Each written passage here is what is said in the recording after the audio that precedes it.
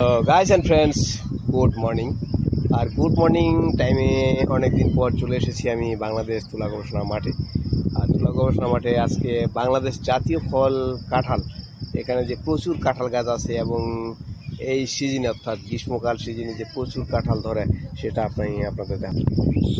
এবং আপনারা জানেন যে কাঁঠাল গাছ, কাঁঠাল ফল কি কি উপকার, কাঁঠাল ফল খেলে কি উপকার আছে সেটা আপনারা অবশ্যই জানেন যে কাঁঠাল গাছ, কাঁঠাল ফলে প্রচুর পুষ্টিগুণ আছে, লুকিয়ে আছে। কাঁঠাল একটা রসালো ফল, যেটা মধুমাস, অর্থাৎ মধুমাস শুরু হয়ে যাচ্ছে কিছুদিনের মধ্যে এবং কাঁঠাল পাকতে শুরু করবে অলরেডি।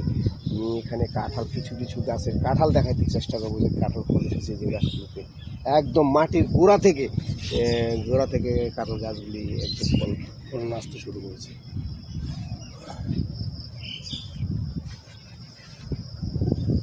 প্রচুর প্রচুর কাঁঠাল এসেছে। আবার এই কাঁঠালগুলি এখানে আমি গতবারে লক্ষ্য করেছিলাম যেটা যে এই কাঁঠালগুলি বাংলাদেশের বিভিন্ন জেলায়, এই গাজীপুর থেকে বিভিন্ন জেলায় চলে যায়। আমি সেখানে প্রশ্ন করেছিলাম যে এই কাঁঠালগুলো সাধারণত কোথায় যায়। ওনারা আমাকে জানিয়েছিলেন যে এই কাঁঠালগুলি চলে যায় বরিশাল, নোয়াখালী এবং ভোলা। সাধারণত সম্ভবত ওইসব এলাকায় কাঁঠাল উৎপন্ন কম হয় এবং এখানকার থেকে একটু তুলনামূলক মূল্য বেশি পাওয়া যায়, যার জন্য কাঁঠালগুলো এখানে ট্রাকে করে ওই জায়গায় নিয়ে যাওয়া হয়।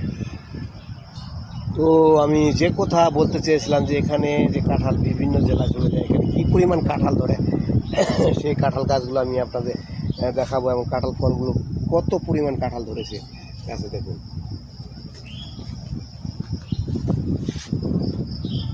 এবং একটি গাছে আমি দেখাবো যে মাটির গোড়া থেকে কাঁঠাল ধরা শুরু করেছে, সেই গাছটি আমি দেখাবো আপনাদের।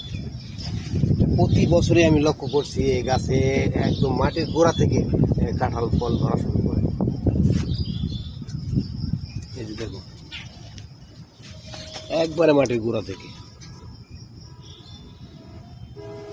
এখানে দুইটা কাঁঠাল ফল ধরেছে নীল মাটির নিচে, আর এখানে একটি ধরেছে।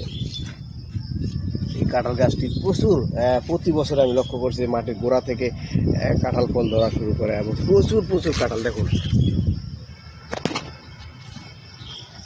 কত কাঁঠাল ধরেছে।